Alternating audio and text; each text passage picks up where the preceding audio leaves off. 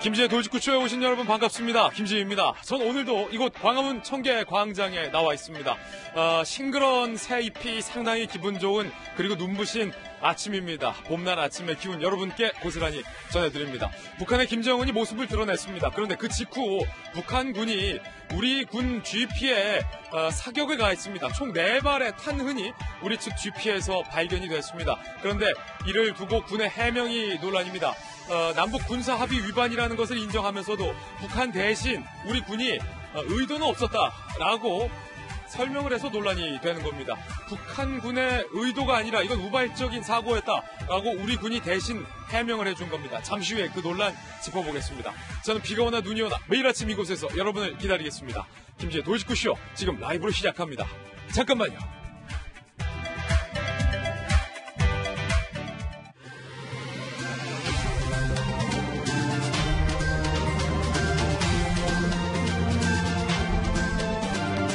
신문 읽어주는 남자입니다. 김정은이 복귀를 했습니다. 그런데 북한군은 우리 측 GP에 사격을 했습니다. 이거 무슨 의미일까요? 잠시 후에 김일성대를 졸업한 전문가 모시고 이야기 나눠보겠습니다. 오늘 조간신문 어떤 뉴스 보도하고 있는지 함께 하시죠. 먼저 동아일보입니다.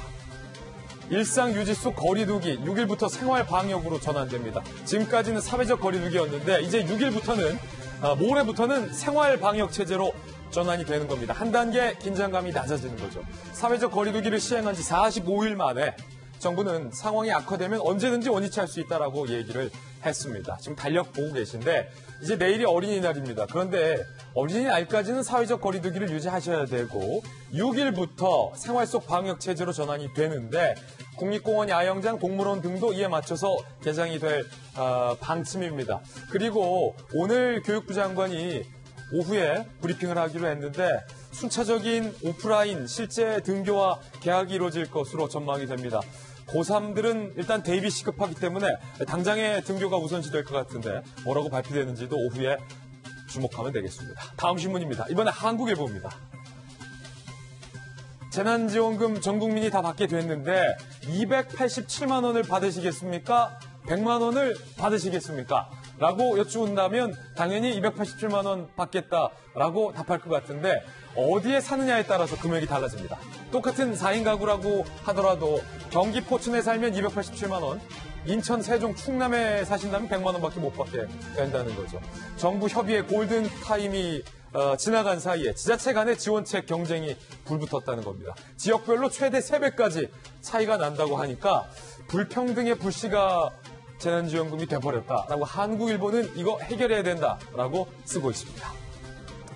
사실 국민들 입장에서는 똑같이 세금 내고 사는 곳이 다르다는 이유로 남들보다 3배 적게 받는다라고 하면 억울할만 하겠죠. 다음 신문입니다. 이번엔 중앙일보입니다.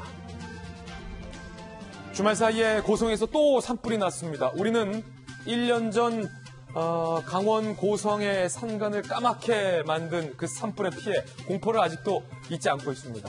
그런데 불행 중 다행이랄까요? 풍속이 절반으로 준 덕분에 피해가 14분의 1로 줄었다라고 합니다. 화재도 비교적 빠르게 진압이 잘 됐고요. 작년에는 초속 30m 대단했습니다. 여러 곳에 불똥이 튀었지만 이번에는 14분의 1 피해가 그칠 수 있었던 건 풍속이 절반밖에 안 됐다는 겁니다. 건조할수록 이 산불 조심해야겠습니다. 다음 신문입니다. 이번엔 조선일보입니다. 경찰대 출신 경찰들이 경찰 근무를 하면서 로스쿨에 들어가는 비율이 점점 늘고 있습니다. 올해는 급기야 57명이 입학을 했다는 겁니다. 작년에 2배. 조선일보는 이거 업무 태만 아니냐라고 지적하고 있습니다. 로스쿨 간다고 경찰직, 현직을 버리면 바보다는 얘기까지 나오고 있다는 거예요. 소위 널널한 부서로 옮기고 로스쿨 공부해서 로펌의 인턴까지 변호사 시험 합격할 땐 대형 로펌에서 고액 연봉 주고 모셔간다고 합니다. 경찰 출신 로스쿨 변호사들이 인기인 이유입니다. 다음 신문입니다. 이번엔 경향신문입니다. 그 시장의 그 간부들이다. 경향신문이 제목을 이렇게 뽑았습니다. 아유, 그 시장의 그 간부들이다. 부산시 성폭력 예방 교육에 절반이 불참했다는 겁니다. 오거돈 사건을 계기로 마련된 성폭력 예방 교육에 850여 명 대상인데 450명만 참석했다. 공무원들 사이에서는요, 아니 그 사고는 시장이 치고 불만이 있다고 합니다. 그러나 부산시는 특별교육을 추가로 실시하겠다라고 밝혔습니다. 그 시장의 그 간부들, 부산시 공무원들 입장에서는 억울할만 하겠는데 지금까지 신문 읽어주는 남자였습니다. 네, 오늘 아침 저와 함께 등판한 등판 선수 소개해드리겠습니다. 오늘 특별한 분 모셨습니다. 김정은의 등장 그리고 GPS의 사격, 북한 문제에 대해서 정통 있는 해설을 해주실 분 모셨습니다. 김일성 종합대학을 나오신 동아일보 기자입니다. 주성아 기자 나오셨습니다. 어서 오세요. 네, 그리고 여의도 정치 컨설팅계에서 이분을 모르면 간첩입니다. 제갈공명 윤 선생, 윤태곤 실장님 모셨습니다. 그리고 다시 돌아온 바르다 박 선생, 박정아 전 청와대 대변인 나오셨습니다. 많은 분들이 반가워하시는군요. 자, 그리고 25년 국회 전문가, 국회통, 여의도 전문가, 공간과 논쟁에 장성주 수장님 오늘도 나오셨고요. 그리고 오늘부터 새롭게 저희 돌직구쇼에 합류한 반가운 인물입니다. 민주당 소속으로 대구에서 회기로 선거를 또 잘 치르고 돌아온 서재현 부대변인 모셨습니다. 어서 오세요. 예, 반갑습니다. 네, 오늘의 키워드도 3가지 준비를 했습니다. 하나씩 소개해 올리겠습니다. 먼저 첫 번째 키워드는요, 우발. 김정은이 등장하고 북한군이 우리 군 GP에 사격을 했다. 4발의 탄환이 발견됐다. 그런데 군은 우발적이다 라고 얘기하고 있습니다. 보통 우리 군의 행동에 대해서 우리 군이 우발적이다라는 설명은 이해가 되는데 북한군의 도발에 대해서 우리 군이 우발적이라고 대신 해명한 배경은 무엇일까요? 잠시 후에 살펴보겠습니다. 두 번째 키워드는요, 생활방역. 6일부터 생활방역 체제로 전환됩니다. 뭐가 달라질까요? 세 번째 키워드는 D-4. 정치권에서 이제 원내대표 선거가 양당 모두 다가왔습니다. 특히 야당은 4일 앞으로 다가왔는데 후보가 누군지 윤곽이 안 나오고 있습니다. 잠시 후 이야기 나눠보겠습니다. 김재의 돌직구쇼, 오늘의 톱뉴스로 문을 열겠습니다.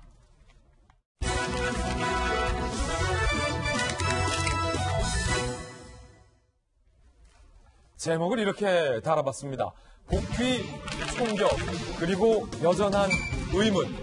복귀하자마자 총격이 있었습니다.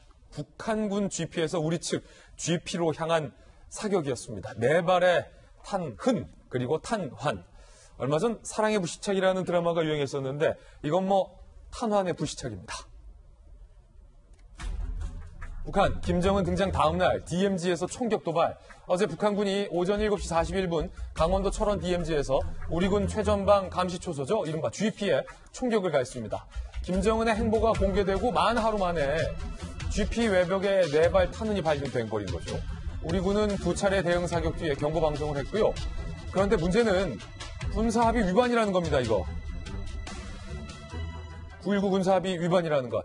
합참 설명, 의도적 도발 가능성은 적은 것으로 보인다. 합참 나름에서는 북한이 왜 쐈을까에 대한 어떤 분석을 치밀하게 했을 겁니다. 그 결과가 우발적이다라는 결론을 내는 거예요. 군 관계자, 북총격은 9.19 군사합의 위반한 것이다. 당시 안개가 짙었고 북한의 특이 동향이 없어서 도발 효과를 거두기엔 부적절한 상황이다. 따라서 우발적인 것이 아니냐 라는 결론을 우리 군이 내렸습니다. 군 소식통. 그러나 김정은의 깜짝 행보를 공개해 건재함을 과시한 다음 날 북한군이 아군에 총격한 것을 우연의 일치로 보기는 어렵다라는 얘기도 나오고 있습니다. 동아일보 기사에 나왔습니다. 중앙일보와 조선일보 등에는요, 박원곤 한동대 국제지역학과 교수의 인터뷰가 실렸는데 미국과 트럼프 대통령에게 전략적 도발을 걸겠다는 신호탄일 수도 있다라고 얘기했고 경제난 극복 위해 김정은식 정면 돌파 노선이 재개된다고 볼 수도 있다라고 얘기를 했습니다. 앞으로 SLBM 미사일 도발을 재개할 가능성까지 얘기가 나오고 있는 그런 상황입니다. 김일성 종합대 나오신 분은 뭔가 좀 알고 있겠죠. 주성기 기자님, 오늘 오랜만에 나와주셨는데 예. 이거 김정은이 등장한 것에 대해서는 잠시 후 차차 이야기해 볼 텐데 그 왜 지금 다짜고짜 북한군이 우리 군 GP, 가만히 있는 우리 GP에 4발을 땅땅땅땅 쏜 겁니까? 예. 일단 지금 상황에서 김정은 등장 다음 날에 쐈다 해가지고 우리가 지금 의미를 자꾸 부여하는데 네. 반대로 김정은이 안 나왔을 때 쐈으면 또 안 나왔을 때 쐈다고 뭔 의도가 있냐 이렇게 우리가 분석했을 거 아니에요? 그렇겠죠. 3일 뒤에 쐈으면 왜 나타나고 3일 뒤에 쐈을까 또 이렇게 분석했을 거 아닙니까? 어쨌든 우리는 저걸 가지고 아주 민감해가지고 하는데 역대적으로 남북 간의 관계에서 봤을 때 총알 4발로 도발해 본 적이 없어요. 저건 도발, 고강도도 아니고 저강도에도 못 들어가는 도발입니다. 예. 만약에 북한이 도발하려고 마음 먹었으면 수단은 얼마든지 많았거든요. 예. DMZ 근처에 포를 쏠 수도 있고, 우리 과거에 뭐 목함 지뢰 사건도 비롯해가지고 뭐 북한군을 DMZ 근처까지 접근시키는 뭐 이런 것도 있을 수 있고, 북한군을 전개시킬 수도 있고 여러 가지가 있는데 예. 아주 평온한 가운데 총알만 4발 날아왔어요. 그러면 저거는 제가 봤을 때는 오발일 가능성이 높다 이렇게 보는데 예. 실제로 저 북한 그 영화가 있습니다. 전초선이라는 영화에서도 그 민경을 다룬 영화인데 거기 보면 그 기관총이 딱 한국 진지를 겨냥하고 있어요. 북한 영화입니까 그거? 예, 북한 영화인데. 초선. 예, 예. 근데 거기서 교대 시간에 북한군 그 병사가 조작을 잘못해서 총알이 날아갔어요. 예. 그러니까 그 옆에 장교가 순간에 그 병사를 탁 감싸 안고 넘어지는데 그때 한국 쪽에서 총알이 맞대응으로 따다닥 또 날아오는. 그러면서 여기는 전초선이야 이러면 이런 얘기하는 장면이 아, 그게 북한 영화의 그 대사군요. 여기는 전초선이야. 이렇게. 예. 그러니까 북한 영화에서도 저렇게 오발이 자주 난다 하는 것을 자기들 영화에서도 막 나올 정도로 그렇군요. 예, 했는데 제가 봤을 때는 도발로 치기에는 일단 총알 4발은 뭐 이건 별로 너무 스케일이 작다. 너무 작고요. 그리고 또 하나 여러 가지 정황상 보면 ICBM 정도는 돼야 도발이다. 아니죠. 포 정도는 쏴줘야죠. 포 정도는 쏴줘야 된다. 사신고사 총도 있고 뭐 여러 가지 있는데 저걸 우리가 나가서 확인 안 했으면 그것도 날아온지도 모르는데 저렇게 우리가 인지도 못할 정도의 저렇게 작은 것을 도발이라고 북한이 내놓지도 않고요. 또 하나는 상황적으로 봤을 때 북한이 도발이 필요한 이유가 뭐겠습니까? 한국을 압박한다든지 혹은 뭐 좀 더 스케일이 크게 하면 미국을 압박한다든지 또는 내부적으로 통제를 강화해야 될 필요성이 있을 때 도발을 활용해 왔습니다. 그런데 현재 북한 사정을 보게 되면 코로나 뭐 방역한다면서 내부를 꽉 조인 상태이기 때문에 여기서 더 내부 통제를 위해서 쏜 건 아니고요.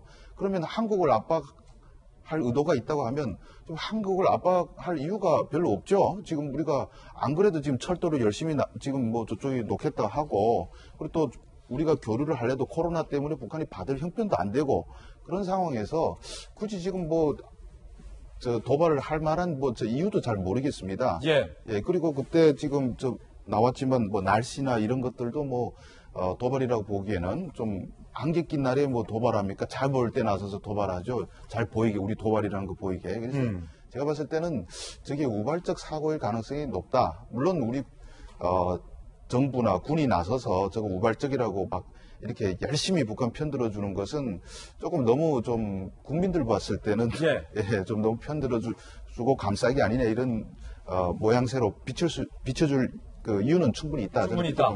예. 김성중 때 나온 이 주성하 기자의 분석을 들어보니 확실히 도발이라고 하기에는 조금 뭔가 민망한 수준의 사격 4발.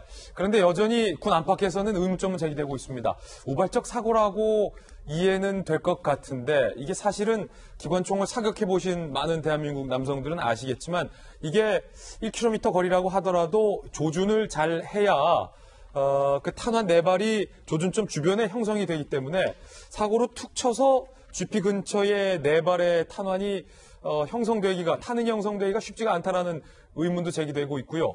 이와 관련해서 오늘 조선일보의 양승식 기자는 기사에 이렇게 쓰고 있습니다. 제 주장이 아니라 조선일보 기사 내용을 읽어드리겠습니다. 북한의 도발 상황은 설명하지 않고 북한의 의도성이 희박하다는 취지의 발언부터 하는 건 주객전도라는 것이다. 꿈을 꿨는데 꿈 얘기는 안 하고 해몽부터 한다는 지적도 나왔다. 군 브리핑을 듣고 나서 양 기자가 쓴 건데 박정환 대변인은 청와대에 계셨잖아요. 다양한 북한의 도발을 보셨잖아요.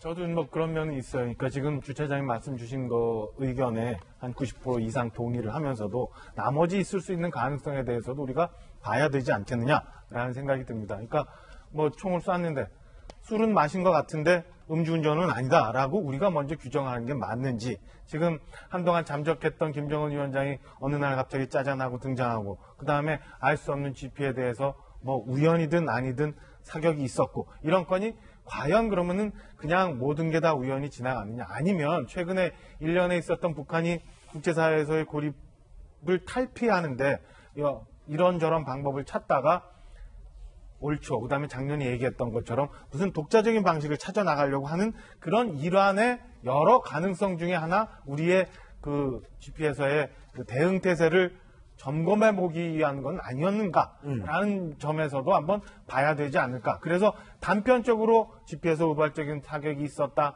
혹은 뭐 김정은 위원장이 어느 날 갑자기 나타났다. 이걸 단편적으로 볼 게 아니라 저는 종합적으로 어디선가 한번 좀 검토해 봤으면 하는 생각이 하나 있고요. 두 번째는 우리 주차장 말씀하신 거 100% 동의, 99% 동의합니다만 그래도 만약에 저게 우발적인 사격이었다라고 한다면 우리 군에서 이미 얘기를 했잖아요. 그 경고 방송도 했고 그다음에 네. 북한의 입장을 구하려고 했는데 지금 하루가 지났는데도 아직 답이 없어요. 북한은 답이 없다. 우발적이다라고 하면 이거 우발적이다라고 북한이 얘기를 하면 되는 거를 저렇게 답 안 하고 있는 거에 대해서 우리가 너무 편안하게 생각하면 안 될 거다. 혹여 있을 수 있는 가능성에 대해서도 한번 생각해 봐야 된다라는 느낌입니다.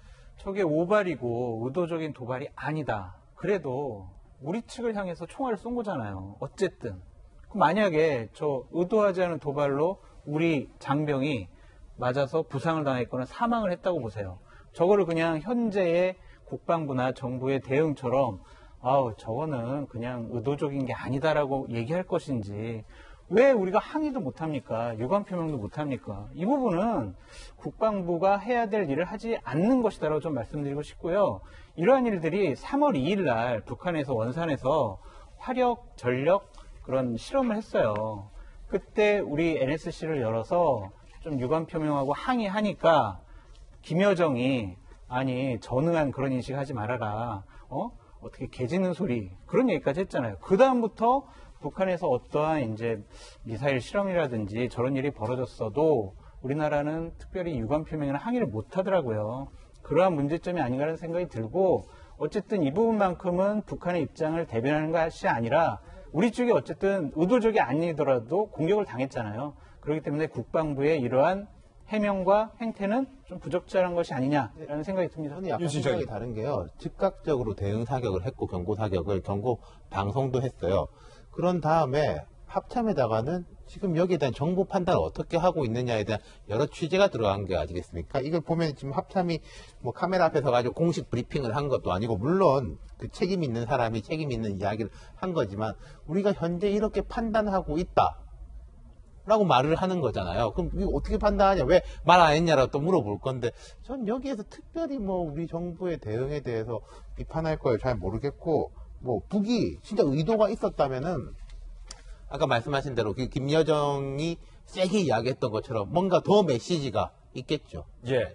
자, GP에서 일어난 이 네 발의 탄환과 관련된, 탄흔과 관련된 다양한 이야기 들어봤습니다. 김정은이 모습을 드러냈습니다. 그런데 건강에 이상이 없다. 시술도 받지 않은 것으로 보인다라는 게 정부의 해설인데 김정은의 손목에 이상한 흔적이 발견이 돼서 의문을 낳고 있습니다. 일단 영상으로 먼저 함께 살펴보시죠. 지금 보시면요. 북한의 김정은의 오른쪽 손목에 있는 저 검붉은이라고 해야 될까요? 검붉은 흔적. 뚜렷하게 포착이 되는데요. 자, 바로 이 흔적입니다. 그런데 과거 김정은이 모습을 공개했을 때 같은 부위에는 지난달 11일에 저런 흔적이 없었다는 겁니다. 이게 수주간 모습을 드러내지 않고 일각에선 시술 내지 수술 내지 건강 위독설까지 제기된 터라 오른쪽 그 손목 부분에 있는 저 흉터 혹은 흔적이 왜 생겼는지에 관해서도 많은 궁금증을 낳고 있는 상황인데요. 이 주정아 기자님, 오늘 여러 조간신문에서는 저 흔적이 이른바 혈관을 넓히기 위한 예. 수술의 자국이다. 예. 일 수 있다. 뭐 이런 관측도 나오더라고요. 어떻게 보십니까? 네, 그거에 대해서는 제가 전문가가 아니기 때문에 의학적 판단은 의사들이 말이 맞겠죠. 그래서 뭐 스탠드 수술하려면 뭐 저기다 여야 되는지 모르겠습니다만은 그래서 저 흔적이 뭐 의학적 어떤 시술의 증거다라고 판단하는 분들도 있을 것이고 예. 아니라고 판단하시는 분들이 있겠는데 현재로서는 그 판단에 대한 여지는 저는 뭐 의학자들한테 맡기는 게 맞다고 봅니다. 저희가 뭐 구체적 여기서 뭐 떠들어봐야 저게 무슨 자리인지 우리가 구체적으로 알 수는 없습니다만. 예. 다만 제가 봤을 때는 그 김정은이가 뭐 손목까지 우리가 분석할 거를 예상하고 저게 뭐 이렇게 점 찍고 나왔을 것 같지는 않다. 예. 그러니까 저게 자연스럽게 뭐 어떻게 생긴 상처일 가능성은 있다. 예, 그렇게 판단됩니다. 예, 그렇군요. 건강 이상설을 의식한 듯한 행보도 여러 곳에서 포착됐다라는 분석이 오늘 나오고 있습니다.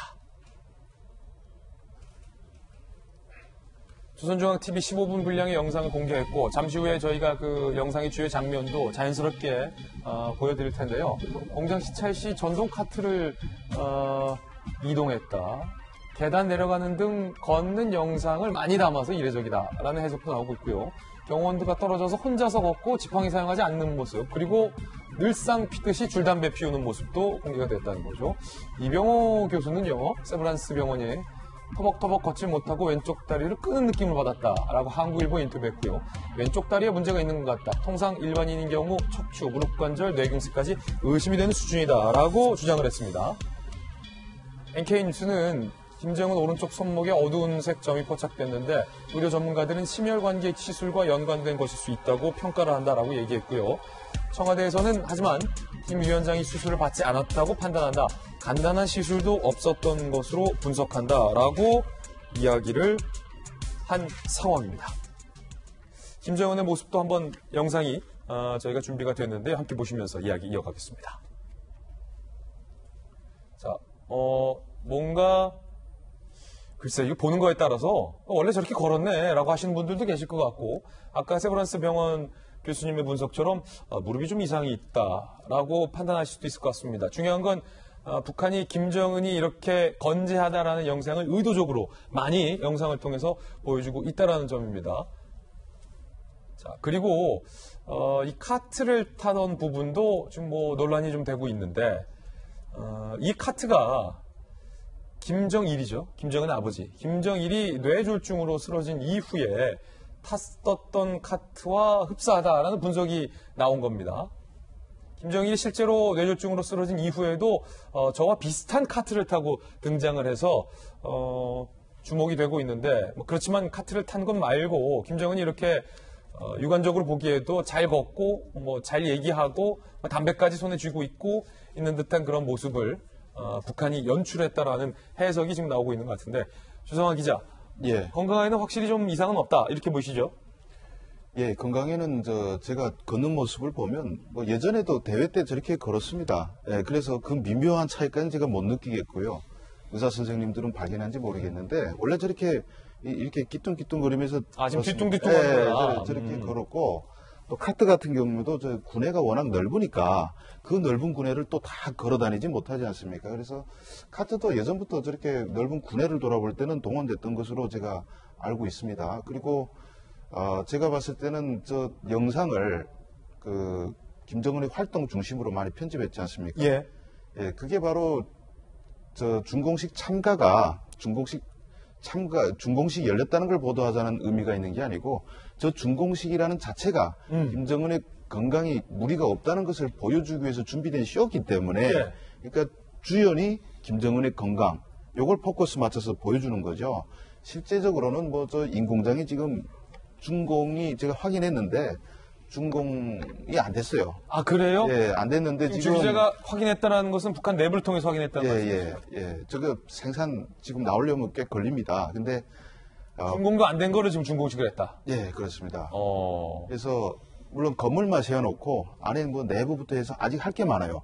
근데 저 인공장에 대해서 뭐 추가로 말씀드리면 저 중국에서 다 설비나 그다음에 그 돌릴 수 있는 그 기초적인 가성소다 같은 거 다 사옵니다. 중국에서. 그래서 저걸 중국에 거의 진짜 때를 쓰다시피 해서 얻어낸 공장입니다. 그 공장이 이 예. 공장이다. 그래서 만약 김정은이가 지금까지 20일 동안 안 나오면서 외부를 향해서 뭔가 메시지를 보여주려는 의도가 있었다 하면 그거는 미국이나 한국보다는 어쩌면 시진핑한테 보여줄 의도가 제일 있었지 않냐 그렇게 저는 평가해 보는데요. 중국한테 야 우리 죽게 생겼으니까 뭐라도 좀 내놔. 그래서 북한의 그 중국 고위층이 들어가서 뭐 달래줬다 이런 얘기도 있는데 아무튼 저거는 중국한테 계속 왜냐하면 쌀보다 북한에서 더 중요한 게 지금 비료입니다. 확 비료. 비료 없으면 농사를 다 망치거든요. 그래서 지금처럼 코로나에서 모든 것을 폐쇄한 상태. 내년도에 또 코로나가 또 돌 수 있지 않습니까? 그럼 또 폐쇄해야 되는데 혼자서 먹고 살려면 쌀이 있어야 되잖아요. 식량이 있어야 되는데 식량 생산에서 결정적으로 필요한 게 비료입니다. 근데 북한의 비료 공장이 거의 돌아가는 게 없어요. 그래서 저거를 중국에서 정말 기를 쓰고 해서 얻어온 겁니다. 예, 근데 지금 준공까지는 생산 가동까지는 아직 좀 시간이 더 걸립니다. 그렇군요. 또 취재까지 잘 해오셨는데 지금 정부도 설명을 안 해주고 있는 부분이 있습니다. 의아한 부분이 있어요. 이렇게 건강했다면 왜 20일간 김정은이 두문불출했는가, 모습을 감췄는가, 20일 동안 무슨 일이 있었던가, 이게 가장 궁금한 건데 혹시 주 기자는 어떻게 보십니까? 예, 김정은 상태에 대해서 저는 예전부터 계속 말씀드렸지만은 제가 북한 내부를 통해서 확인한 정보에 따르면 예. 적어도 김정은이가 우리가 뇌사, 사망 이거는 당연히 살아나왔으니까 그 중풍 이런 소리 나왔지 그것도 아니고 그리고 수술을 받으면 중환 수술일 경우 몇 시간 마취가 되지 않습니까? 이럴 경우에 만약을 대비해가지고 이렇게 시스템이 움직이는 게 있는데 까딱 움직임이 없었습니다. 그래서 제가 판단하건대는 김정은은 한 번도 통치력을 잃어본 적도 없고 그리고 항상 의식을 갖고 있었던 상태라고 판단됩니다. 그래서 정상적인 통치를 했는데 왜 안 나왔냐? 제가 받은 그 정황상 증거에 따르면 그 옆에 간접으로 전해 듣는 거죠. 김정은이가 간부들 만나서 4월 초에 지시하고 하는데 이 지시가 오락가락하고 화를 주책을 못했다는 겁니다. 그래요? 화내는 김정은이 경우가 많았다. 4월 말에? 예, 4월 초에요. 4월 초에. 그래서 이 좀 정신이 멘탈이 좀 심기가 복잡해가지고 의사들이 저런 경우에는 김정은이 심장이 안 좋기 때문에 언제 튈지 모르거든요. 이렇게 좀 쉬게 하는 그런 사례가 아닌가 이렇게 싶은데 근데 그게 왜 그러면 짜증을 자꾸 내냐 하고 물어보니까 저 인공장 같은 경우도 지금 북한에서 준공도 안 된 저 공장에 갈 만큼 갈 데가 없어요. 내가 김정은이? 만약 건강한 걸 과시해야 되는데 시찰할 데가 없다. 과시하려면 두 가지를 보여줘요. 하나는 미사일 같은 거는 바로 해서 쏠 수 있어요. 그래서 아마 선덕 비행장에 옵션으로 걸어놨던 것 같아요. 그거 나가면 또 너무 이게 좀 호전적인 거 등장으로 보일 거 아니겠습니까? 그래서 좀 경제 시찰 이미지를 보여줘야 되는데 갈 데가 없어요. 북한에 김정은이 가서 자랑할 만한데. 그래서 인비료 공장을 급히 준비시켜서 했는데 김정은이가 4월 초에 화가 난 것은 뭐냐면 김정은이가 이번에 그 코로나 사태 초기에는 이걸 국가 통제를 아주 강화하는 그걸 그 기회로 삼았는데 문제는 코로나가 장기화되면서 북한에서 제일 관심을 가지고 집중했던 것이 관광입니다. 관광은 대북제재 항목이 아니기 때문에 중국에서 한 100만 명의 관광객들이 들어오면 아무리 대북제재가 강화돼도 그 달러를 가지고 먹고 살 수 있어요. 그래서 작년부터 삼지연, 양덕, 원산으로 이어지는 관광벨트 구축에 모든 힘을 다 쏟고 있는 와중인데 근데 지금 코로나가 이렇게 되니까 이제는 문을 열어서 관광객을 받지도 못하게 된 그래서 상태입니다. 김정은이 굉장히 지금 멘탈적으로 짜증이 나 있었던 상황이었다. 달러를 이제는 예. 나올 데가 더 이상 없는 마지막 희망이 부서진 거예요. 그래서 문을 열 수도 없고 닫을 수도 없고 닫으면 굶어 죽지 않습니까? 그래서 지금 어찌 해야 될 바를 결정을 내리지 못하는 그런 상태에서 좀 쉬고 왔다 저는 그렇게 보고 있습니다. 그렇군요. 자, 과연 김정은이 20일 동안 모습을 안 비췄던 이유는 무엇일지 여러 가지 의문점이 남는데 주 기자가 또 북한 내부에 관련된 또 소식을 잘 취재를 해서 그 여러 조각들 중에 한 조각에 대해서 여러분께 들려드리고 있는 것입니다. 자, 지금 김정은의 이 20일간의 부재와 관련돼서 특히 이번에 미래통합당의 두 당선인, 탈북자 출신인 두 당선인의 예측이 다소 많이 벗어나서 청와대와 민주당은 미래통합당의 두 당선인을 향해서 이런 소리를 했습니다. 먼저 청와대 입장입니다. 태영호, 지성호, 태영호 공사 같은 경우는 거동이 불가능한 상황이다라고 얘기를 했고 지성호 당선인 같은 경우는 99% 사망이다라고 얘기를 했는데 청와대는요 깨끗하게 사과했으면 좋았을 것이다. 근거 없는 주장 유감. 대북 소식통보다는 한국 정부 당국을 신뢰해야 한다는 것을 언론이 확인하는 계기가 됐으면 좋겠다라고 얘기를 했고요. 민주당에서는요 허위 정보 거짓 선전 선동 진심으로 사과하라.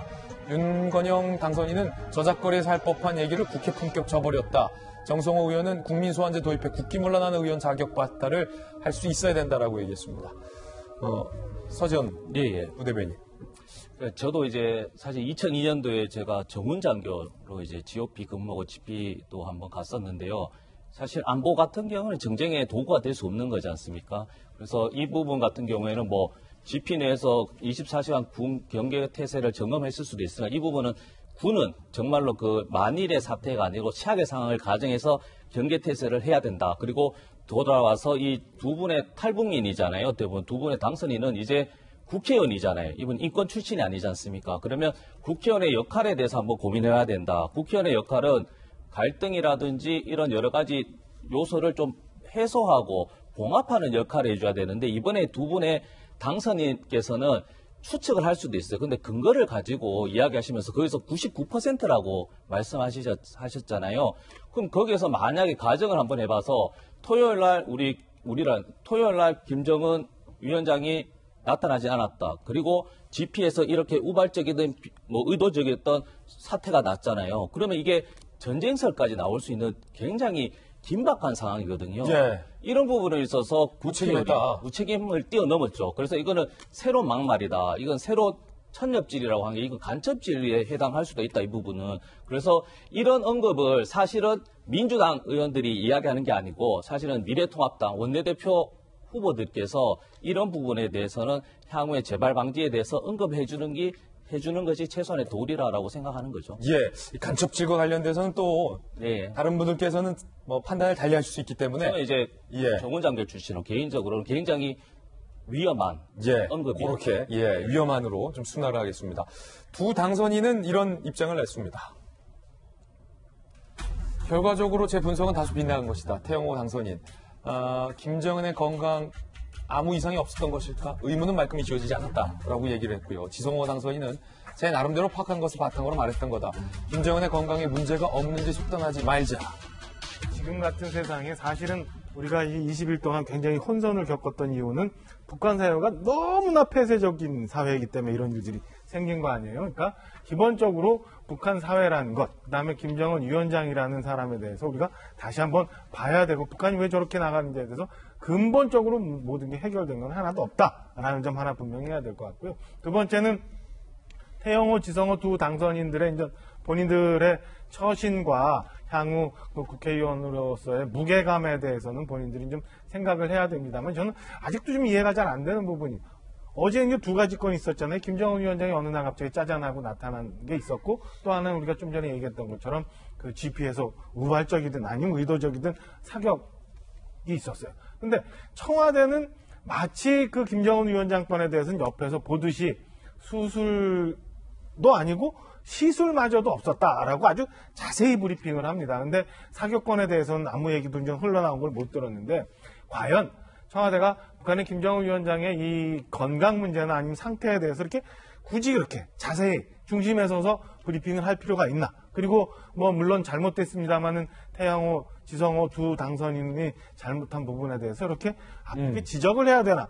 왜 청와대가 꼭 정쟁의 중심에 서려고 하는 건가? 이런 부분에 대해서는 한번 좀 생각해 볼 필요는 있다라는 생각이 듭니다. 그래서 여전히 그 부분에서는 왜 그랬을까? 통일부도 있고 국정원도 있는데 왜 굳이 청와대가 먼저 나섰을까라는 아쉬움이 여전히 남습니다. 예, 북한의 김정은의 복귀 그리고 GP에서 있었던 사격 그리고 김정은의 오른쪽 손목의 흔적과 관련돼서 오늘 특별히 또 김일성 종합대 출신의 주성아 동아일보 기자 모시고 이야기 나눠봤습니다. 주 기자 감사합니다.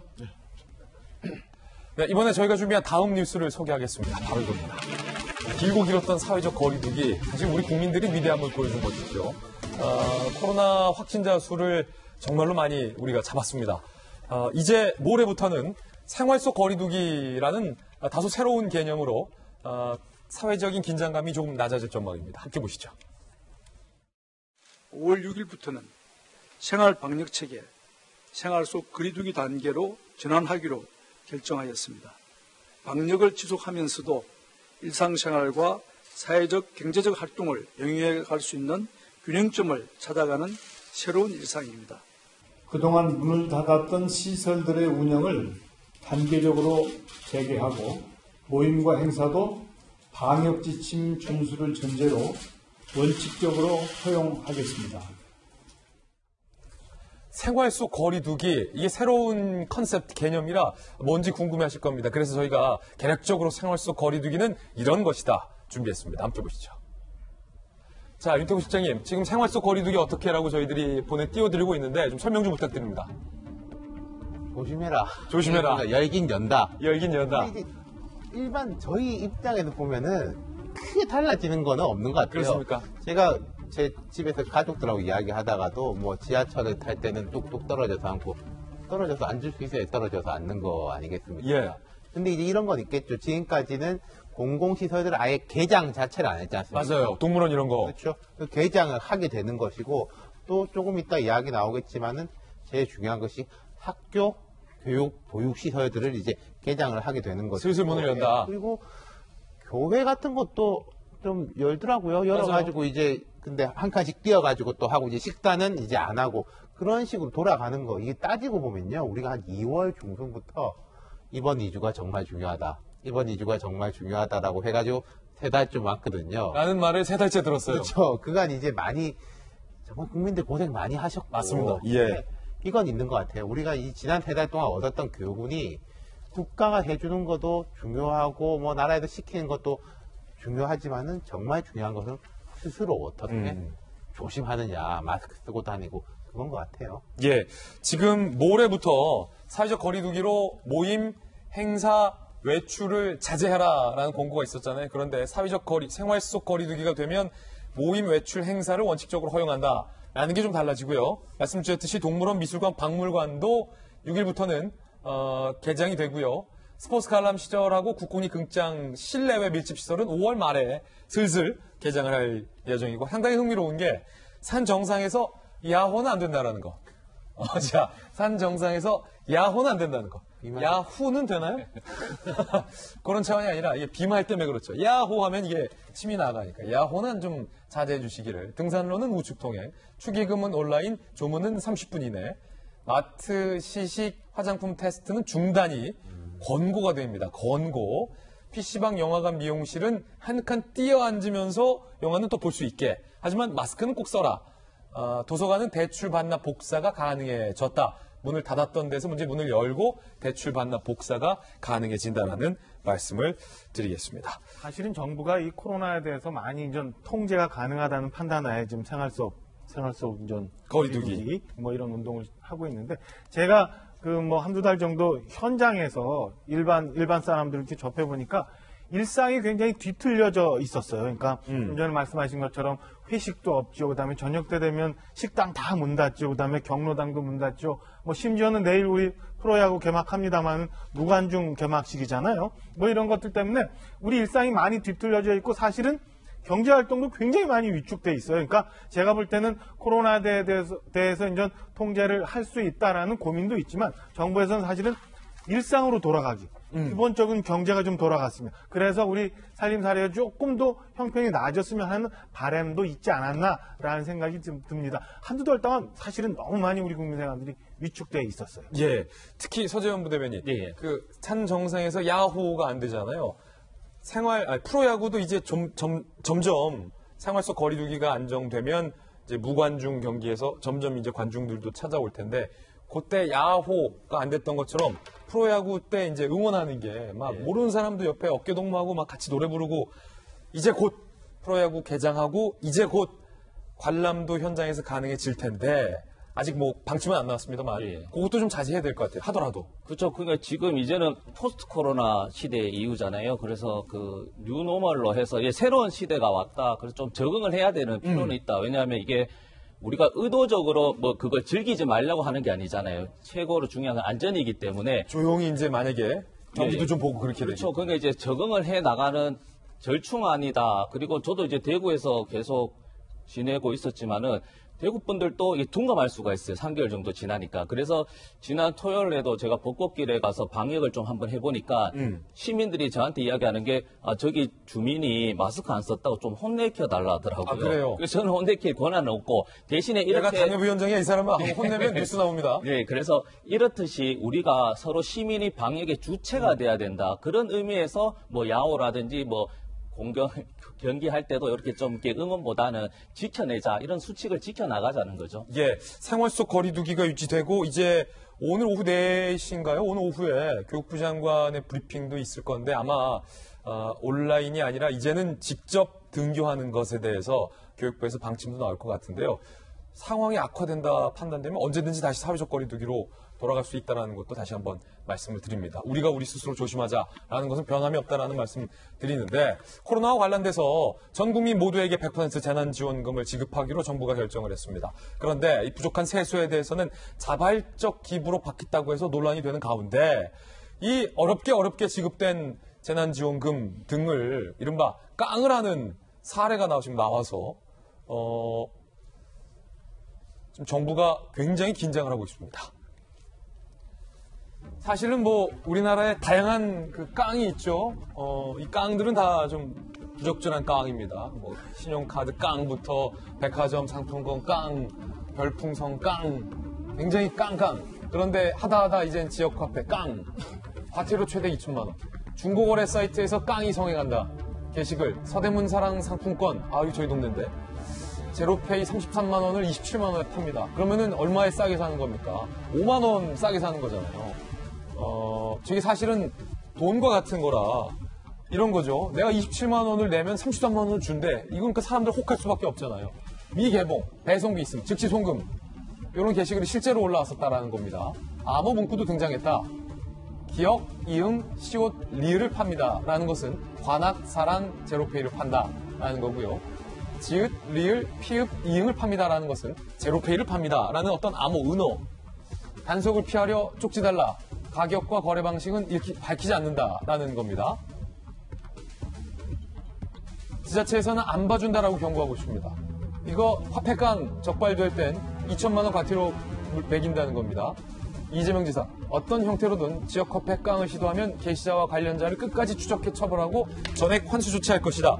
이재명 지사의 그간 행동상 저렇게 할 가능성이 상당히 큽니다. 전북 군산시에서는 선불카드 팔겠다. 깡 시도를 적발해서 경찰에 수사를 의뢰한 경우도 벌써 나왔습니다. 변환봉 변호사님, 어느새 스튜디오에 입장을 해주셨군요.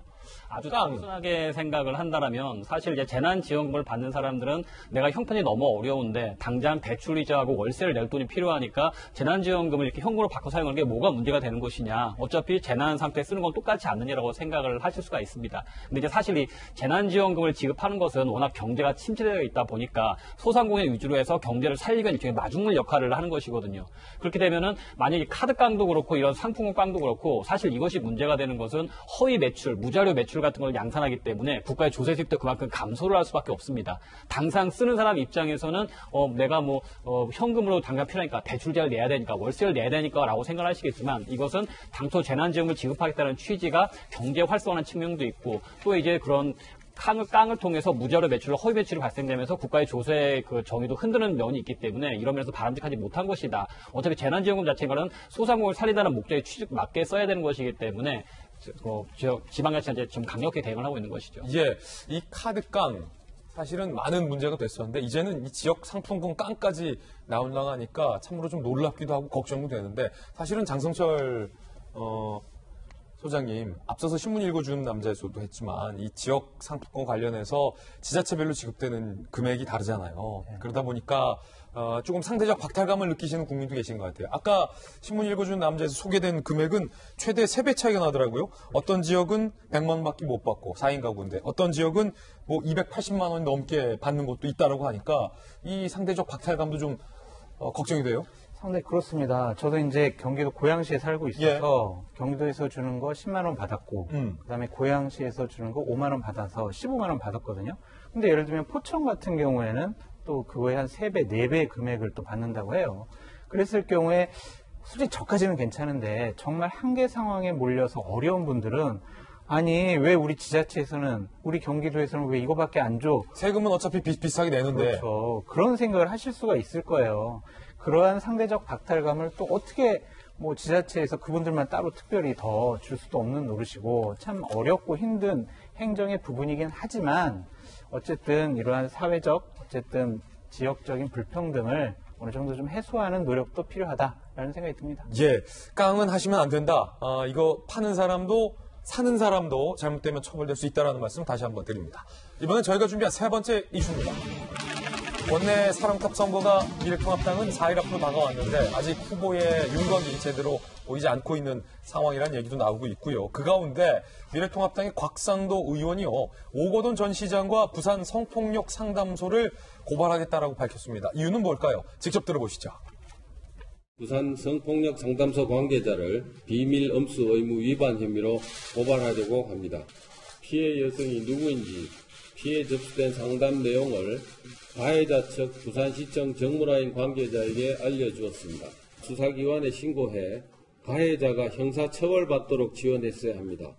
그럼에도 합의를 이끌어내도록 설득했다면 이것은 상담소 업무 범위를 벗어난 것이고 업무 지침에 어긋나는 것입니다.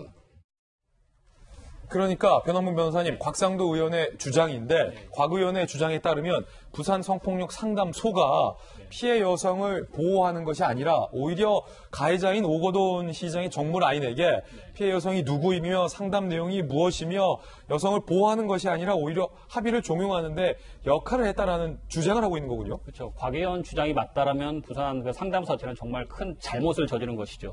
법원에 있어서도 그러니까 우리나라 법원이 성폭력 피해자들은 이제 국선 피해자 변호인을 선정을 해줍니다. 그 이유가 뭐냐면 가해자들이 절대 피해자에게 합의를 해서 연락을 하지 못하도록 하기 위해서거든요.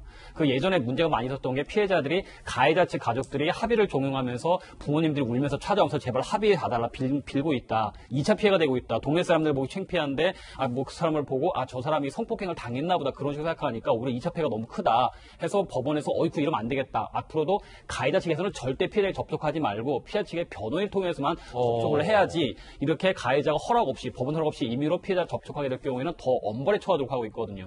그걸 모르는 부산 상담소가 아닐 텐데 만약 자신들이 임의로 합의를 종용하기 위해서 부산 정무라인에 알렸고 한번 빨리 합의를 봐라. 더 큰 피해가 발생하기 전에 좀 마무리하는 게 좋겠다라고 건의했다고 한다면 이건 정말 잘못된 일이고 거기에 대해서는 강한 처벌을 받아야 될 겁니다. 사실 야당에서는 지금까지 부산 성폭력 상담소장이랄지 그리고 공징에 참여했던 법무법인 부산이 다 이른바 친여 성격이다라고 주장을 해왔잖아요. 예.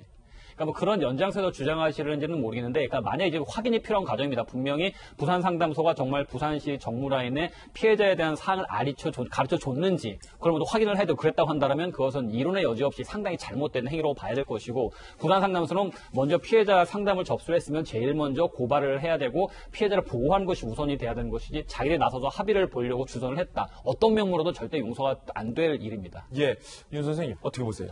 이게 제 전에도 말씀한 것 같은데, 예컨대 곽상도 의원이나 통합당에서 민주당 오거돈 전 시장을 비판할 수 있다고 생각해요. 근데 이제 분리돼야 될 것은 피해자하고 분리가 돼야 되는 것인데, 우리가 피해자의 입장을 아는 것은 피해자가 지난번에 낸 이제 입장문밖에 없습니다. 그 피해자가 지금 이 부산 성폭력 상담소가 나의 의지에 반해가지고 합의를 종용했다라는 뭔가가 있으면은 곽 의원의 주장이 맞을 수 있겠는데, 그런 게 저는 들어본 적이 없거든요. 그러니까 그 성폭력 상담소하고 여권하고 뭐 원래 이제 오거돈 시장 쪽 다 아는 사이다. 그렇게 이야기하는 거하고 합의를 종용했다라고 이야기하는 거는 아주 차원이 다른 거죠. 예, 서부대. 예, 그러니까 저도 이게 오거돈 시장의 행위는 뭐 변명할 여지도 없고 수사해서 이제 처벌을 강력해야 된다.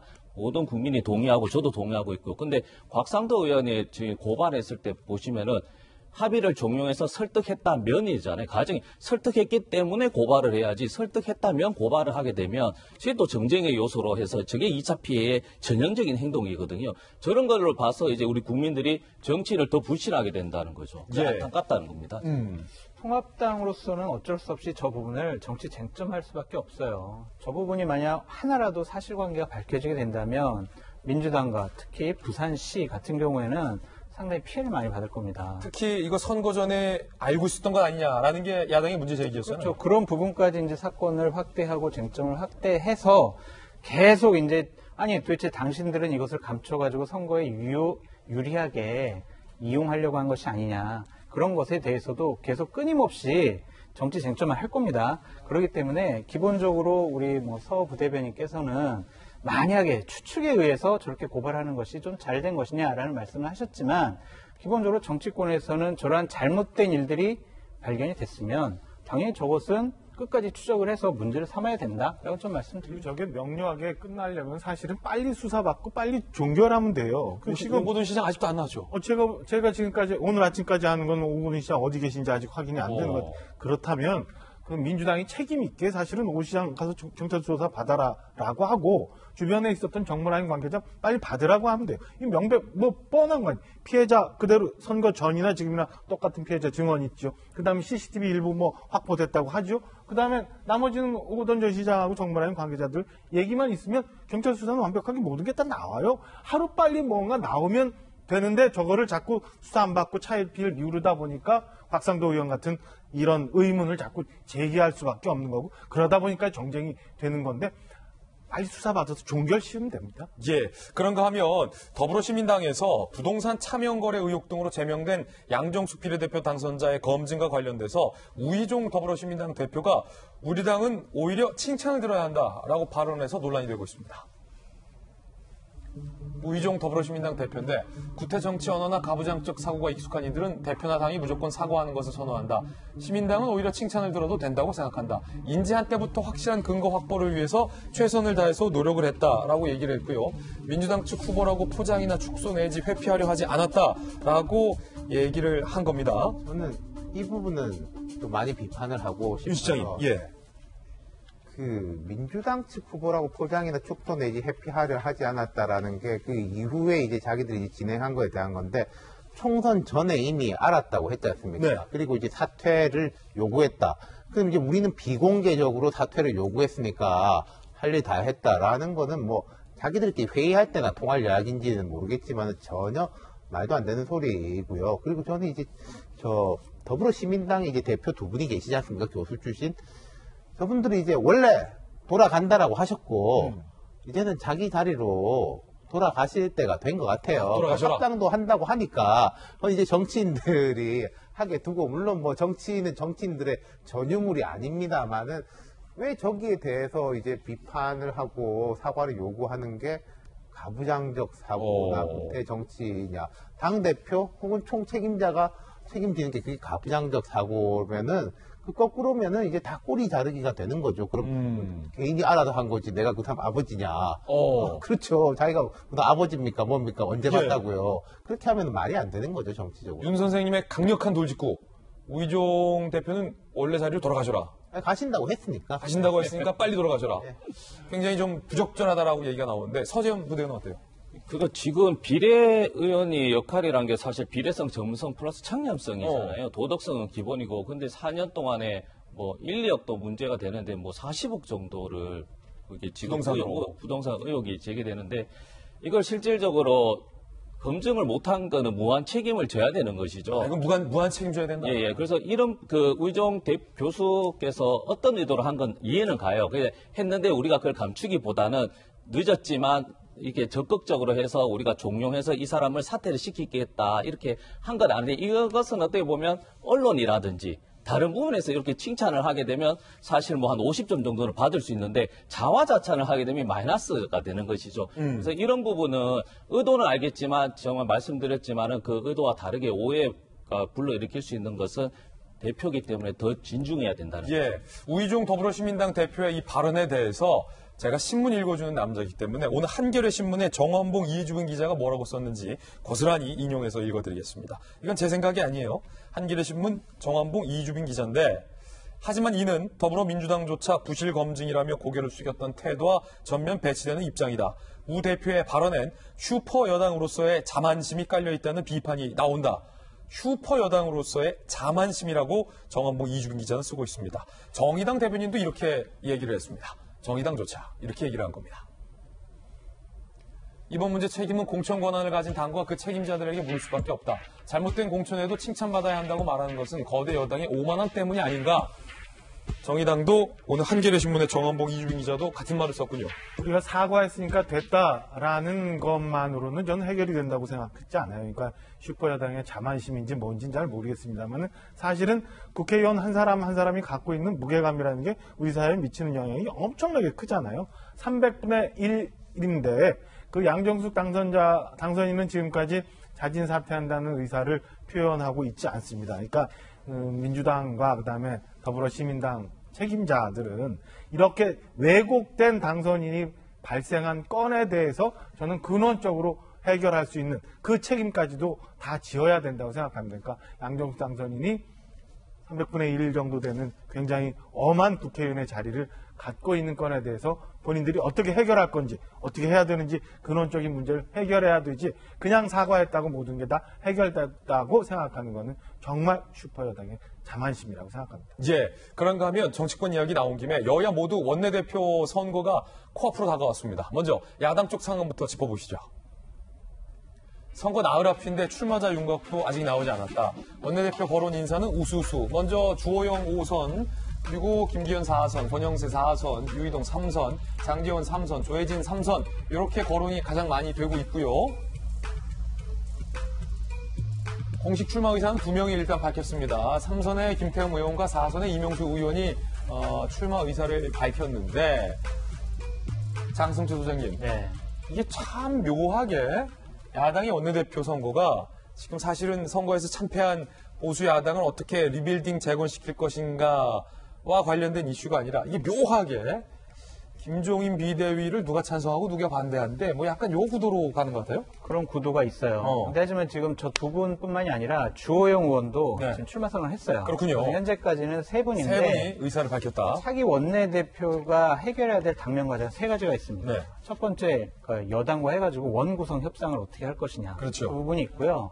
두 번째는 이 차기 원내대표가 어쩔 수 없이 비대위원장과 당대표 권한대행을 겸임을 해요. 그렇기 때문에 이분이 과연 8월 30일 이전에 전당대회를 열 것이냐 말 것이냐 그것 또한 이 지도부에서 결정을 해야 돼요. 그리고 또 하나의 난제가 뭐냐면 미래한국당. 어려운 결정 많네요. 많아요. 미래한국당과의 당대당 통합은 어떻게 할 것이냐. 그냥 둘 것이냐 합칠 거냐. 네, 이러한 세 가지 난제가 앞에 있기 때문에 상당한 정치력과 위기관리 능력이 필요한 부분이에요. 그렇기 때문에 아직 내가 출마해야 되나 말아야 되나 그런 고민도 있을 거고 결국에는 정책위 의장을 또 누구로 해야 되냐. 이게 러닝메이트거든요. 그러니까 그 부분도 아직 구하지 못한 분들이 있기 때문에 출마를 하고 싶어도 출마하지를 못하는 그러한 딜레마에 빠져 있는 것 같습니다. 세 가지 난제 잘 말씀 주셨어요. 역시 국회통, 여의도통 바쁜데 그중 난제 중에 하나가 이른바 자력으로 전당대회에서 당대표를 뽑아 갈 거냐 아니면 외부에서 병법가 김정인 위원장을 모셔서 정말로 내년 대선 전까지 3월까지 쭉 회초리를 맞을 거냐. 그게 진짜 난제 중에 난제잖아요. 그건 간단해요. 일단은 당원 부칙 11조에 있는 8월 31일까지의 전당대회 제한 규정을 고치느냐 못 고치느냐 그 부분이거든요. 그 지도부가 자 그럼 우리 이 전당대회 규정 고치자고 해서 상임 전국위원회를 열어서 그 규정만 고치게 되면 김종인 비대위로 가는 것이고 그대로 그냥 하게 되면은 그냥 8월 30일 이전에 전당대회를 열어서 전통성이 있는 새로운 지도부 체제를 꾸리겠죠. 결국 새롭게 선출된 원내대표의 마음먹기에 달렸다는 말씀이시군요. 그것도 그렇고 하지만 이 상임전국위원회 위원들을 한 41분 정도 되는 분들을 어떻게 설득하느냐. 것이냐도 기본적으로 그것은 비토를 놨잖아요. 네. 그분들을 어떻게 설득하냐도 상당히 큰 난제죠. 그런가 하면 여당의 원내대표 경선도 3일 앞으로 다가왔습니다. 3명의 출사표가 나왔는데 당내 표심이 어디로? 더불어민주당 원내대표 후보를 보면요. 기호 1번 김태년, 기호 2번 전해철, 기호 3번 정성호. 일하는 국회 4선 의원 정책위원장 김태년, 당청력, 당정청 협력 3선 의원 민정수석 전해철, 개파 없는 원팀 4선 의원 기획재정위원장 정성호인데 오늘 한 기사에 따르면 윤 시장님 정성호 후보에 대해서 이른바 개파가 없다라고 본인이 강조했는데 특정 개파로 보이는 네티즌들이 비난의 댓글을 달고 있다는 기사도 오늘 달렸더군요. 민주당 구성을 보면요. 비문 반문이라고 할 건 없어요. 근데 좀 뭐랄까 결집도가 높은 친문이냐 좀 이제 약한 쪽 느슨한 쪽이냐인데 정성호 의원이 그중에 느슨한 쪽으로 불리고 당내에서도 지금까지는 좀 이제 쓴소리를 많이 했던 중진 의원으로 이제 꼽히니까 그런 식에 대한 이제 뭐랄까 비판 같은 게 이제 나오는 것 같은데 근데 정성호 의원님이 제 말씀드리면 기분이 안 좋으실 수도 있겠지만 지금 현재 세가 약한 건 맞아요. 세 분 중에서는. 근데 또 모르죠. 주류에서 두 팀이 나오고 정성호 의원이 이제 이른바 비주류에도 한 팀 나왔으니까 이제 선거라는 게 어떻게 될지 모르는 것인데 저는 민주당에도 과제가 있다. 정성호 의원 같은 사람이 어느 정도 또 자기 목소리를 내고 그렇죠. 어느 정도 이제 좀 이걸 받느냐에 따라 가지고 이 당이 이제는 180석 되는 당이지 않습니까?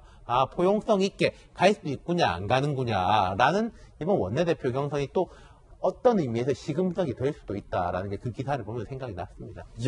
자 정치권 소식 짚어봤고요. 이번에 저희가 준비한 다음 순서입니다. 오늘의 핫플 시간입니다. 핫한 피플, 줄여서 핫플. 4분이 오늘 선정이 됐는데요. 어떤 분들이 핫플로 선정됐을지 바로 만나보시죠.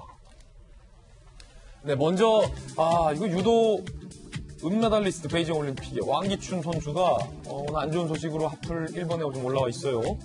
그리고 두 번째는 이제 2015년부터 다크웹이라는 것을 통해서 세계 최대의 아동 성착취물 음란 사이트를 운영한 손정우가 2번입니다.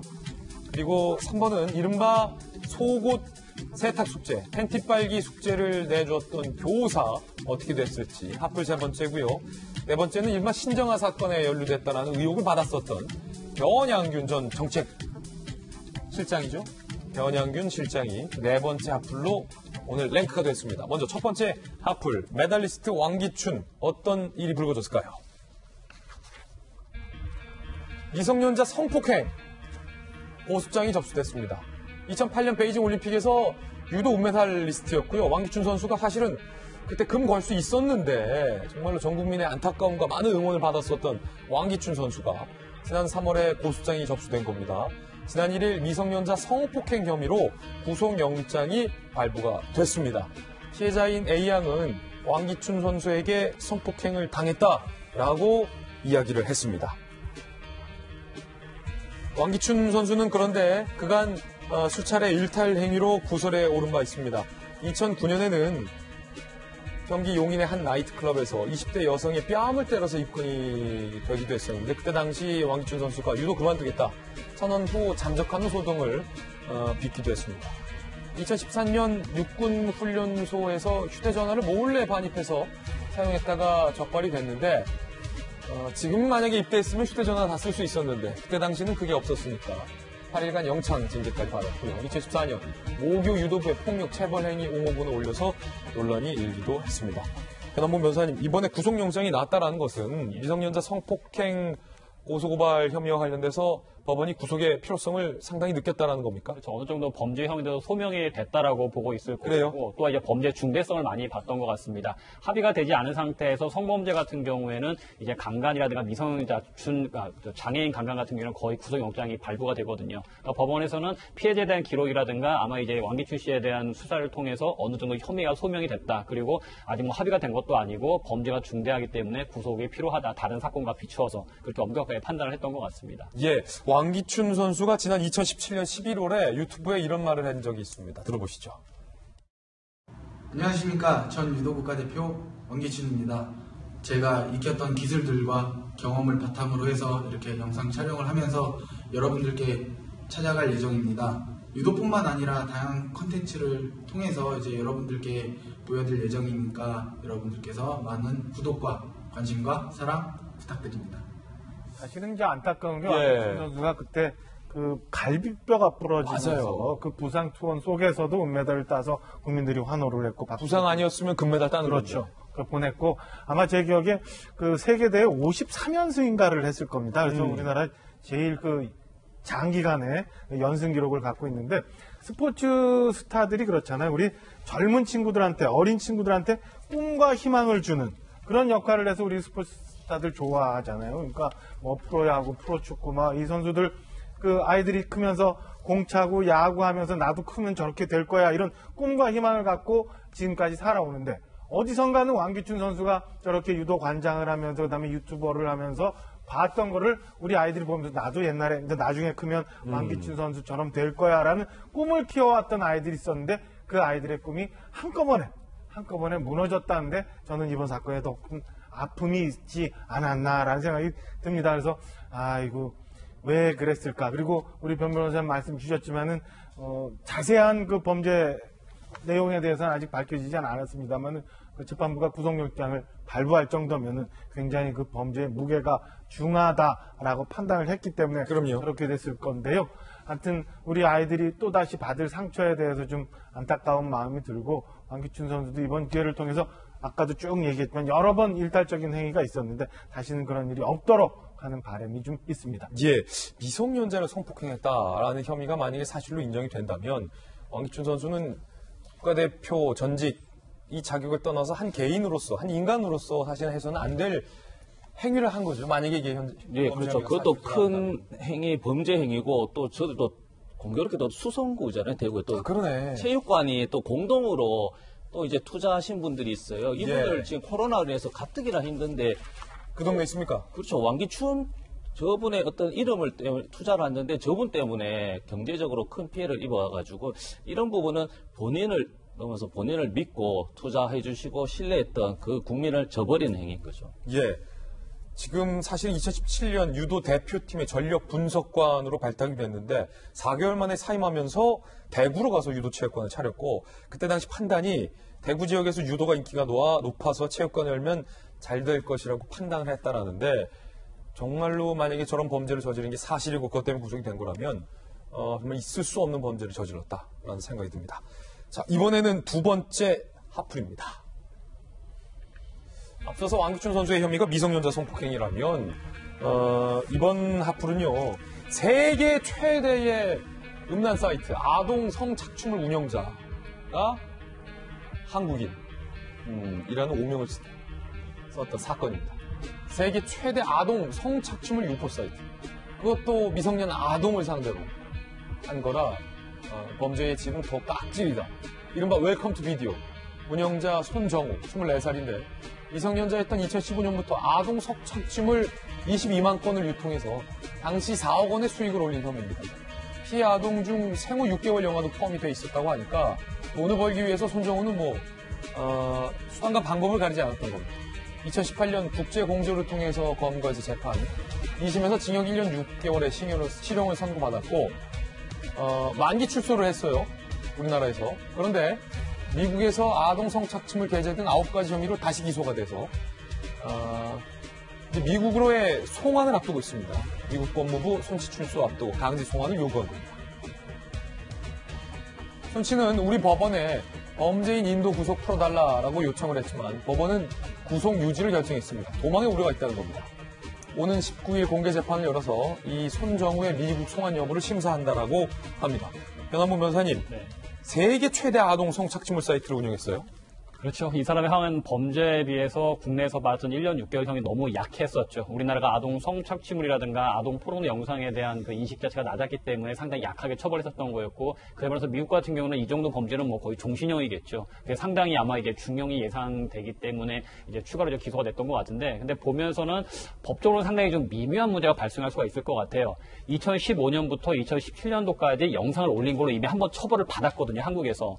근데 그걸 똑같은 범죄 사실을 가지고 미국에서 또 처벌을 받는다? 이게 이중처벌의 문제가 발생할 수 있을 것 같아요. 만약 손정우 씨의 변호사가 한국과 미국에서 정말 이거 돈을 많이 들여서 세게 붙는다고 한다면 그거를 가지고 이미 한국에서 처벌받는데 왜 이중처벌을 해야 되느냐? 그러니까 예를 들어서 만약 한국에서 여자 뺨을 때리면 폭행죄로 벌금 50만 원을 내게 되는데 유럽에서는 여권의 신정이 있기 때문에 여성 뺨을 때리면 징역 1년을 살아야 된다. 그럼 한국에서 여자 뺨을 때렸다고 해서 유럽 가서 또 처벌을 받아야 되느냐? 이중처벌 아니냐 이런 문제가 나올 수가 있거든요. 법적으로. 그러니까 손정우 씨 같은 경우는 아마 이 점을 상당히 강조할 것 같습니다. 이건 이중처벌이다. 미국과 또 처벌한다면 이건 헌법이 금지하는 이중처벌에 반하는 거 아니냐. 나 한국에 처벌 받았으니까 보내면 안 된다. 라는 게 아마 주된 쟁점이 되지 않을까 싶습니다. 그렇군요. 자, 이번에는 세 번째 하플 만나보시죠. 팬티 빨기 숙제를 초등학교 1학년 아이들에게 내준 뒤에 거기에 대한 댓글로서 굉장히 좀 부적절한 댓글들을 달았던 교사 A씨. 지난달 29일 A씨가 SNS에 3학년, 6학년 체육교사에 배정됐다. 아이들이 섹시 팬티 변태 교사로 생각할 텐데 그 상황에서 무슨 교육이 이루어지나 제발로 나가겠다라고 SNS에 올렸습니다. 어제 울산시 교육청은 교사 A씨를 직위 해제 결정을 했습니다. 사건 인지 즉시 모든 업무에서 배제하고 담임을 교체했다. 체육교사로 배정한 사실이 없다라고도 해명을 한 상황입니다. 확실히 윤태곤 시장님이 이 뉴스 다뤄드릴 때 그때 돌직구 출연하셔서 상당히 부적절하다라고 말씀 주셨어요. 네.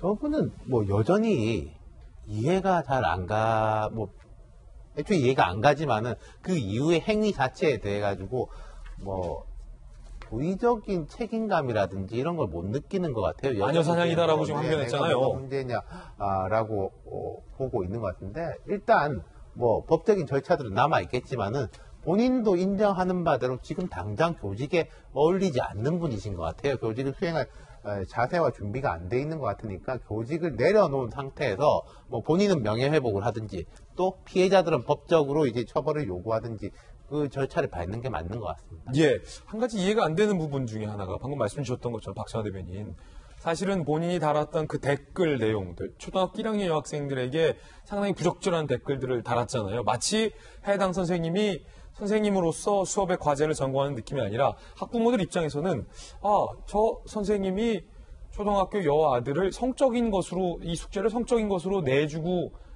여기는 게 아니냐라는 의심을 살 만한 댓글들이었잖아요.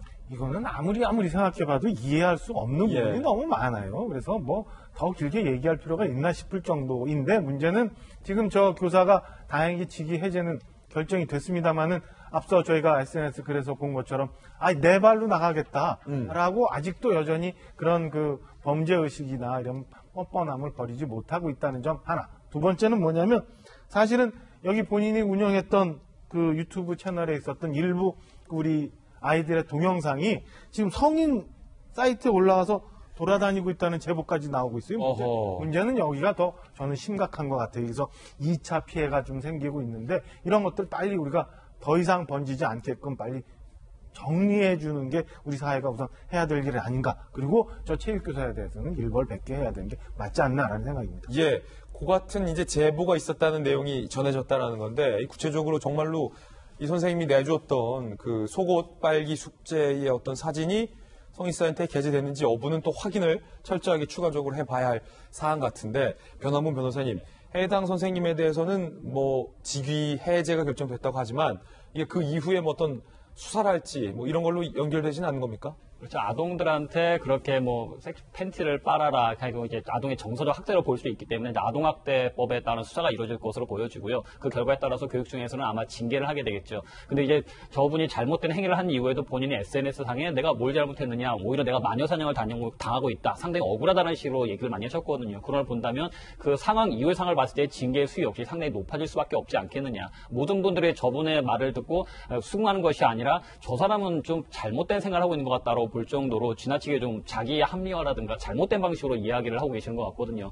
잘못했던 거에 대해서 인정을 하셔야 되는 건데, 오히려 내가 억울하다, 마녀사냥당하고 있다라는 태도를 볼 때 아마 교육청에서도 과연 이분이 계속 교원으로서 자격을 갖는 것이 맞는 것이냐에 대해서 심각하게 고려를 하고 징계를 결정하시지 않을까 싶습니다. 그 변호사님이시니까 수많은 클라이언트 의뢰인들이 이제 본인이 이제 법적으로 잘못한 것에 대해서 변호를 요청하면서 다양한 태도를 보이지 않습니까? 나는 진짜 잘못 안 됐는데 법이 잘못된 건다라고 주장하신 분들도 있을 것 같고, 내가 잘못을 했는데 좀 도와주세요라고 조금 겸손하게 자기에 대해서 인식하는 분도 계실 것 같은데, 이분 같은 경우, 이 선생님 같은 경우는 좀 어떻게 해석을 해야 될까요? 저는 성범죄, 특히 성범죄 같은 경우에 저런 말씀하신 분은 제가 상당히 야단을 칩니다. 둘이 있을 때. 제가 앞으로 의뢰인을 위해서 이야기를 하겠지만, 당신 같은 태도로 말한다고 한다면 뻔히 갈 길이 보인다. 징역 1년 받을 거 2년 받을 거고, 나조차도 납득을 못 시킬 상황이라면 검사님이나 판사님은 더 분노하실 거다. 절대 그런 태도 취하지 말고 SNS에 아무런 글도 올릴 생각하지 마라. 지금 실제로 제 의뢰인 중에서는 SNS에다가 오늘 뭐 어디 갔다 왔는데 재밌었다, 앞으로 잘해야지 킥킥 올린 거를 또 피해자가 보고 재판부에 제출해서 제가 불러다가 지금 뭐 하는 짓이냐, 지금 간신히 사과하면서 읍소하면서 잘못했습니다 하고 있는데 나와서 이러면 누가 보더라도 얘는 판사님 앞에서만 잘못한 것처럼 하고 있구나 하고 상당히 야단을 치죠. 이런 거 절대 하지 말고, 잘못된 상황에서는 철저히 무릎 꿇고 눈물을 흘리고 엎드린 자세가 필요한 거지, 이런 식으로 하면 당신 못 도와준다 라고 야단을 치죠. 저렇게 내비두지 않습니다. 예, 학부모들이 이렇게 대규모로 반발을 했고 청와대 청원까지 올랐다면 해당 선생님이 느끼는 바가 좀 있어야 할 것 같다는 생각이 듭니다. 이번에는 네 번째 학부 소식입니다. 정말로 그 신정아 스캔들로 얼마나 세간을 떠들썩하게 했었습니까? 그 당사자 중에 한 분이죠. 연양균 전 청와대 정책실장, 연금 감액이 위헌이다라는 헌법소송을 냈는데 지금 이게 기각이 된 거죠. 2007년입니다. 신정아 사건, 일명 신정아 사건에 연루돼서 공직에서 물러났던 변양균 전 청와대 정책실장. 지난 2009년 대법원은 신정아 연관된 혐의에 대해서 변양균 전 실장에게 무죄를 선고했군요. 다만 개인 사찰인 흥덕사 등의 특별교부세에 배정되도록 압력을 넣은 혐의는 유죄 판결됐습니다. 공직에 있으면서 공직의 힘을 이용해서 부적절한 압력을 줬다는 것이죠. 징역 1년과 집행유예 2년이 확정이 됐는데 이듬해 8월에 특별 사면을 받았다는 겁니다. 그런데 공무원 연금공단은 50% 감액한 퇴직연금만 지급을 했습니다. 연금의 절반만 지급을 했다는 거죠. 변양균 전 실장 측은 특별 사면 뒤에도 공무원 연금 감액 지급 규정은 부당하다라며 헌법 소원을 제기했습니다. 100% 다 달라는 거죠. 이에 헌법재판소는 사면 및 복권은 선거에 대한 효력만 사라지는 것이지 범죄 사실 자체가 부인되는 것은 아니다라며 재판관 전원이 만장일치로 합헌 결정을 내렸다는 소식이 오늘 들어와 있습니다. 장수 소장님. 저희 공무원법 64조에 의하면요, 공무원이 재직 중에 금고 이상의 형을 받으면 퇴직연금이나 퇴직수당 같은 경우에는 일부를 감면해서 지급한다라고 돼 있어요. 그렇군요. 근데 저분이 이제 청와대 정책실장할 때 저러한 범죄를 저질렀잖아요. 그렇기 때문에 지금 공무원 연금이 반액돼서 나가는 모양인데 저분이 71살이시거든요. 대략 공무원 한 40년 이상 했다라고 치면 한 달에 대략 450만 원 내외의 연금을 받게 돼 있어요. 상당히 거액이군요. 거액이죠. 근데 저분은 이제 일부 50% 감액이니까 230만 원 받을 거예요. 근데 지금 우리 100세 시대 아닙니까? 이런 경우에 지금 내가 온전하게 다 받았으면 100살까지 받으면 상당한 금액일 텐데. 연금은 언제까지 받는 거예요? 죽을 때까지. 돌아가실 때까지요? 그리고 근데 공무원 연금이 좋은 게 뭐냐면요. 제가 이제 사망을 해도 네. 저 와이프에게 70%를 지급을 해줘요. 예. 상당히 이제 공무원 연금이 체계가 잘 되어 있는데 아무리 본인이 사면복권 받았더라도 본인이 지은 죄가 그 혐의 사실이 없어지는 게 아니잖아요. 예. 그러니까 공무원들한테 왜 저런 혜택을 주냐면요. 당신들은 공무원 재직할 때 성실하게 국민만 보고 근무해라. 범죄 이런 부정한 일 관여하지 말아라. 이런 거거든요. 저분은 잘못했으니까 당연히 법에 따른 감액 결정 올바르다.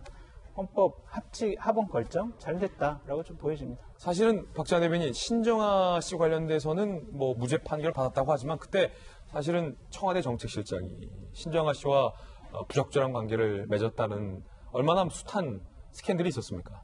굉장히 그때 당시도 시끄러웠었죠. 아직도 변영균 씨가 우리 뉴스의 중심에 올라간다는 것 자체가 놀라운 상황인데요. 저는 헌법재판소의 재판관들이 만장일치로 결정한 이 건에 대해서 사면 및 복권은 형 선고의 효력이 사라질 뿐이지 범죄 사실 자체가 부인되는 것은 아니다라는 점이 굉장히 확 와닿았어요. 그러니까 변영균 씨가 나 사면 복권 받았으니까 내 범죄가 다 없어진 거야라고 주장을 하거나 우리 사회 어디선가 나 사면 복권 받았으니까 내가 그동안 했던 건 다 없어지는 거야 이렇게 생각하면 안 된다라는 생각이 들고요. 이 헌법재판소 마지막 범죄 사실 자체가 부인되는 건 아니다라는데 많은 느끼는 점이 좀 있었습니다. 사면과 복권은 그 사람한테 한 번에 또 기회를 주는 것이지 과거를 없애주는 게 아니고요. 만약에 모르겠습니다. 변 전 실장이 명예회복에 대한 생각이 있었다면은 저거는 재심 청구로 가는 게 맞겠죠. 이 다르군요. 그렇죠. 헌법소원과 재심 청구는 다르다. 재심 청구 되면 그거는 법원이 판단을 잘못한 거고 검찰 수사를 잘못한 거다. 이 판단을 내리는 거니까 그렇게 되면은 이 연금 그간 못 받은 것도 다 받죠. 앞으로만 받는 게 아니라. 그런데 재심을 청구하지 않고 연금과 관련돼서 헌소만 했다라는 것은 명예회복보다는 저는 무슨 의미인지는 잘 모르겠습니다만은 근데 저런 걸 이제 재판하는데도 사실은 노력과 비용이 드는데 꼭 돈 때문에만 했겠냐 싶긴 하네요. 예. 자, 어쨌든 헌재는 만장일치로 헌법소원에 대해서 기각을 내렸다라는 것 말씀드리면서 저희들은 60초 광고 후에 다시 돌아오겠습니다. 어디 가지 마시고 잠시 후에 뵈시죠. 네, 오늘 저희가 준비한 소식 모두 다 전해드렸습니다. 지금부터 시작되는 저희 인터넷 라이브 방송 이사말로에서는요. 전방 GP 총격 4발의 진실과 관련된 주제로 오늘 본방에서 못한 이야기 좀 더 속풀이 토크 해보겠습니다. 지금 저희 이사말로로 접속해서 들어와 주시기 바라겠습니다. 오늘은 윤태호 실장님하고 박정아 대변인님, 바다박 선생님 두 분께서 또 이사말로에 함께해 주실 예정입니다. 저희들은 내일 아침 9시 15분에 더욱더 풍성한 소식 들고 인사드리겠습니다. 이제 6일부터 생활 속 거리두기로 한 단계 낮아지잖아요. 그런데 한 가지 좀 높아심은 제도는 좀 느슨해졌지만 우리의 마음은 결코 느슨해져서는 안 된다라는 여러 출연자들의 말씀처럼 우리 국민들의 건강은 지금까지 그래왔던 것처럼 앞으로도 우리 스스로 지켜야 된다라는 높아심의 걱정의 말씀 꼭 드리면서 마스크는 생활 속 거리두기라도 해주시기를 부탁을 간곡히 드리겠습니다. 저희들은 내일 아침 9시 15분에 뵙겠습니다. 오늘 하루는 분명 어제보다 나을 겁니다. 좋은 하루, 건강한 하루 되세요. 고맙습니다.